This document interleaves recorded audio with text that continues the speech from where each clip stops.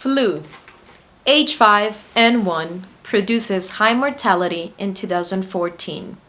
The year 2014 began with no precedents in mortality. The vaccine is not protecting people of all ages, and the problem is that every week the cases of the flu have increased dramatically. People attacked by the flu are frequently hospitalized in a short lapse, get pneumonia, making worse the problem with the flu, and are killing an exaggerated amount of people.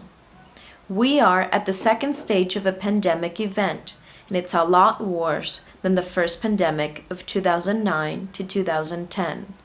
People are afraid, and we are sure that with the vaccine there would be no problems. Nonetheless, a lot of people are dying. In 1918, the same thing happened. A lot of people started dying without reasonable cause, and people came into panic mode because they were unaware of what was going on. Now, with better knowledge and with instant news on the internet, we now know what is happening around the globe, even though governors stop the health news from spreading. This is to avoid a state of panic, and do recommend once and again to get their flu shots. That is the solution to the reoccurring problem. At normal times, the medications don't cure diseases, and a pandemic event, as we are going through right now, is useless. Although pharmacological and hospitals are a sole control, and they manipulate the system however they desire. The flu virus gets different names, and they change it to different names to make us believe it's a different virus. Now it's called H5N1, the virus that produces pneumonia, and it's nullifying people within 8 days. It's the flu virus, but it's changing and adapting to the different species until it damages the animals and humans. It keeps changing until it reaches a high level of lethality, like it happened in the pandemic event of 1918 to 1919. It was reported in the United States and Canada that even people with the flu shot get virus. Some patients are hospitalized due to their necrotizing pneumonia. The patients with the virus are placed with an artificial respirator, and this does not mean they will get better. Instead, are giving artificial life, being in a vegetable state with a dead brain, and never again recovers. This procedure is useless, but it's great economic growth and profit for the sole control industry of the pharmacologic and hospitals, as well as the medical industry. Ariel Sharon, Israel's ex-minister, died on January 11th of 2014. He was connected to an artificial respirator for 8 years, was giving artificial life, as well as Nelson Mandela. On the second stage of the pandemic event, there will be hundreds of people connected to artificial respirators without a chance of hope to recover, but with astronomical cost. And of course, not the solution to what is going on.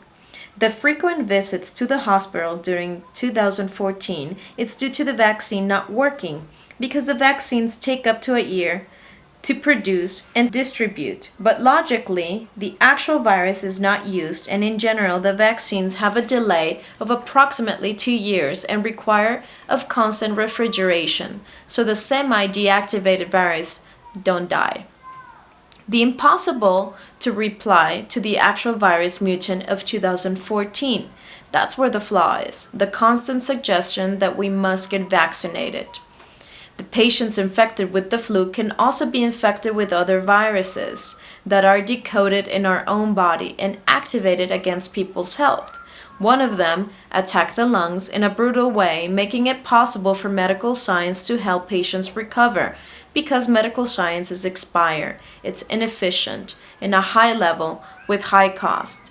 Besides, giving commissions to the pharmacological and hospitals, to doctors that prescribe their venom and their disastrous mutilations called surgeries. We think the World Health Organization is the organization that watches over the world's health. The organization faithfully defends the interest of the sole control industry of the pharmacological and hospitals.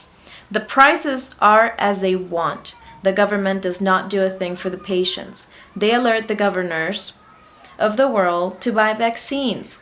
which is an extraordinary business for the soul control industry, and juicy commissions for the buyer in charge. Another common attack is an internal hemorrhage causing anemia, and when our body is weak, a septicemia, necrosis, anaphylaxis, and meningitis can attack our body. In 2006, I sent a letter to all governors of the world, including presidents, kings, prime ministers, and maximum dignitaries, which I was making them aware of what was the perfect solution for the pandemic that was threatening us. Nature letting us know of what was going to happen. I advised them of the pandemic that would arrive, and we would not have effective vaccines nor medication that can resolve such a dramatic event, and that is exactly what is happening now. I told them about my magnetic chairs and magnetic tables to save massive amounts of people in the world, making it possible to regenerate organic fails and to empower the immune system, because only the people with reasonable health would make it. My offer functions perfectly well by sending the treatment to people where it's requested, and it consists that every person gets a pair of magnets that should be located in different places of the body, with pictures and the equipment, also by changing it to other focal points where we solve the correspondence virus attack. All of this done without a harm done or discomfort, and adapting to the organs, system, and glands in a way that the nullification does not occur in people. My estimation of the nullification is of 70% without counting the damages transgenic foods produced by the soul control, Monsanto. The system I have tested during the past 11 years to resolve diseases without cure, with more than 60,000 people treated successfully, and I have been studying the effects of the virus with a pandemic event in an intensive way. I clarify that the pandemic viruses are 30. They are attacking us since the year 2002, in which it causes the virus called SARS. It's nonetheless but the flu. The virus that harmed China, Hong Kong, and it killed more than 8,000 people according to the official figures that we know are not correct.